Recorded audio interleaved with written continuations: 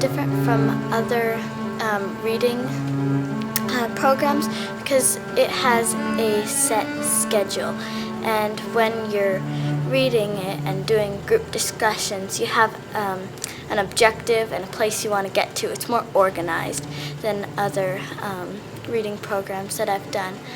So if like you're just reading a book and then you have a group discussion, you have no real objective or a place to go, and you're kind of just talking aimlessly, and that doesn't really get you anywhere.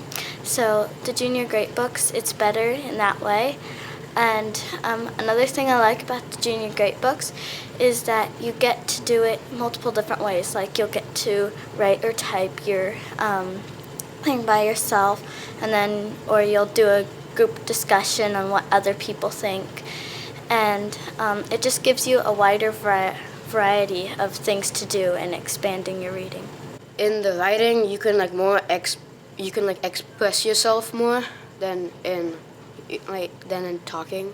So this helps me because not only I like talk in discussion, I can also like write about it. So it's like double time. In the past, our objective has been to find the text evidence to support ideas. Tell me what that means. That's a lot of words. They seem like big words, impressive words. What does that mean? Yeah. It means to find a page or a paragraph in your book that supports your thinking. Okay, so when I ask a question, instead of just saying, I want your opinion, I also want you to support it with what the author has said, correct? And we can do that in discussion where we say, yes, I agree, or you can say, you know, Kenny, I disagree with you on that one. I think this passage shows something else, right? So I can use it to support or to defend an argument. Now, this one, our objective this week is a little different, and it feels a lot like our science objective earlier in the day today. The objective says, consider classmates' ideas, understand how different perspectives can shape and improve one's own interpretation or understanding. Does that make sense? Okay, it says on here, the story that we're going to be reading, thank you, is called The Angel for Solomon by Cynthia Rowland. I've written down the past objective and our current objective. You're welcome to put your name on the sheet. And the question there says, have you always lived in the same house? Yes. And then my response, my next question is, imagine now that your family is moving. What makes you feel comfortable when you move to a new location? So make yourself a couple of notes, either above or below. When you move to a new location, like Ali has just done recently, big move, what would you do in order to make yourself comfortable? Give yourself a couple of, I'm going to give you about a minute to just think and write down anything you want on the sheet. And it's going to kill me because I'm not going to do it less than a minute. So bring something from your old house to make it feel more like home. Okay. Like maybe some stuffed animal or something that you do. Okay. Okay. Make friends and explore. Yes. To still be on the swim team. Fantastic. All right, now I don't always do this, and I know for some of you, you are a fast reader and you don't need this support, but I'm going to ask that today you follow along. So Kane, I'm going to start reading on page 21, and your book is going to be open, and if you will follow along so that you can provide the missing words, I'd appreciate it. And that way you can hear all the words, and the first time through, I'm going to read it aloud. Okay? Now, I want to make sure that you understood. Chayton, you're a good reader. Do you need this help? But what are you going to do as I'm reading aloud? Follow along. He's going to follow along because he can provide missing words as needed. I'm going to try and not stop and start. Just quick read through the story. Okay. An Angel for Solomon Singer by Cynthia Rowland. Solomon Singer lived in a hotel for men near the corner of Columbus Avenue and 85th Street in New York City, and he did not like it.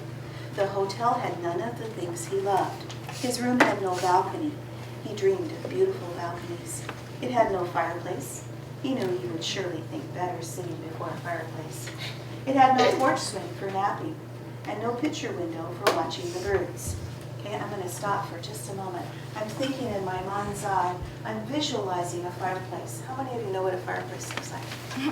Okay, we've done this quite a bit, and you know the drill. You're going to take a Post-it note, and you're going to fold it. How many parts are you going to fold it in? Four. 2 of them are going to have a plus sign on them. 2 of them are going to have a negative sign. The plus sign is going to stand for things in the story where Solomon is doing things that remind him of home, and it's a positive feeling. And then a negative sign for things that he's doing that are giving him a negative feeling, things that he is not effective in reminding and making him feel comfortable. Okay? The birds. We should put a negative sign. And these two, first he says the hotel had none of the things he loved, but then he saying like all the negative stuff that it doesn't have, not any positive stuff. So here we should put it there. And then for the 3 paragraphs, like one sticky note, it could not have a cat, he could not have a dog, he could not have no paint on his walls, different colors, a different yellow wall for purple, and would have made it so important to love where you live. When we do Fishbowl, she gets us into 3 different groups. The first group gets to everyone gets to explain about the story that they read about. I think it's about the junior grade books. And then when we do the Fishbowl, there's one seat right there. So if you're not up there and you urgently have to say something, someone could come up there and sit in that spot and say something. So yeah, it's just mostly rotating and just explaining. But she asks different questions to each group. People on the outside, you're seeing how many times you keep track of how many times your person participated. You keep track whether they added onto a comment or whether they gave a page number, okay? So that's a big deal. You make a count, and you can do it on your Post-it note. You keep track, or on your fingers, keep track of whether that person was prepared or not prepared, or whether they were silent, okay? And reminder that we have different skill sets. So these are celebrations where don't put people down, but when I ask you for input, you'll be able to tell me, okay? People on the inside are the only people I'm chatting with at this time. If there's something that the people on the inside don't discuss or bring up and you think is really important and you're on the outside, this is the chair that you may quietly get up and come over. And then when you're recognized, then you can participate in the inside group, okay? I'm going to move this just a little bit. Okay, yes, sir. I've noticed something in an angel for Solomon Singer. Okay. Right off the bat. There's things in parentheses, parentheses. It's second paragraph. It says he dreamed of beautiful What page, please? Page 21, second paragraph, first page. Usually there's random spots in the story where it has parentheses. I'll read the sentence. His room had no balcony, and then put off to the side, he dreamed of beautiful balconies. So I'm thinking what they're inferring to tell us is that he wants it because it isn't there, because it would be awkward for the story just to say it had no balcony. It says, but I really wanted a balcony. Mm-hmm. Yeah, I noticed Dustin is turning to the side. That's called an aside, when an author does that. So they're thinking out loud so that you know what the author or the character is thinking. Good point to bring up. I found a negative on page 22 on the second paragraph. Is that the paragraph beginning with Solomon Singer?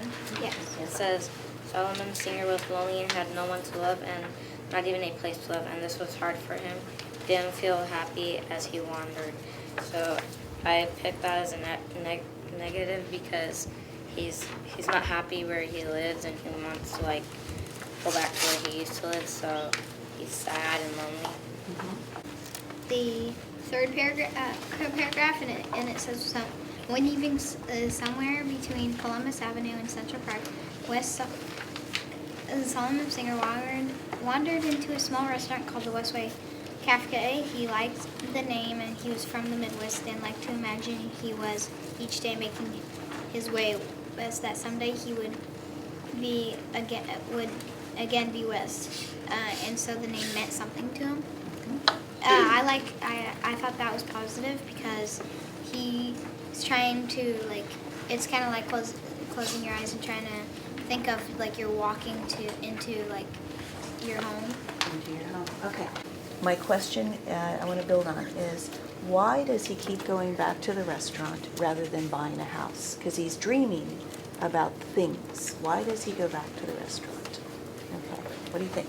Because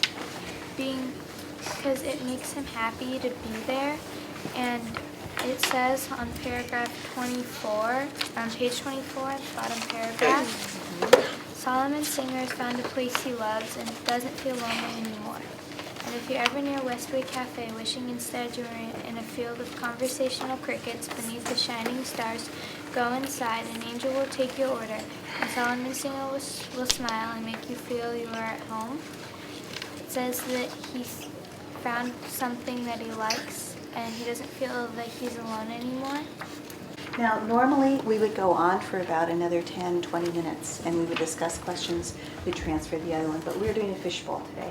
So you get one shot, and then I'm having other people switch with you. So understand that I realize you know a lot more. Okay, so quickly, who was observing Dustin? Okay, how many times did he speak? Do you remember what page number he directed us to? Beautiful, you got it. How many times did Yasmin speak? Who was observing her? Okay. And did she volunteer, or did I ask her a question? She volunteered. She did volunteer, and I've noted that. How many people were observing Elena? Who was observing Elena? Good. How many times did she speak? Do you remember whether she brought up a positive or a negative? How many people read the story the first time and thought, okay, it's 4 or 5 pages long, it's easy, I got it? How many people thought that? Okay. Hands down.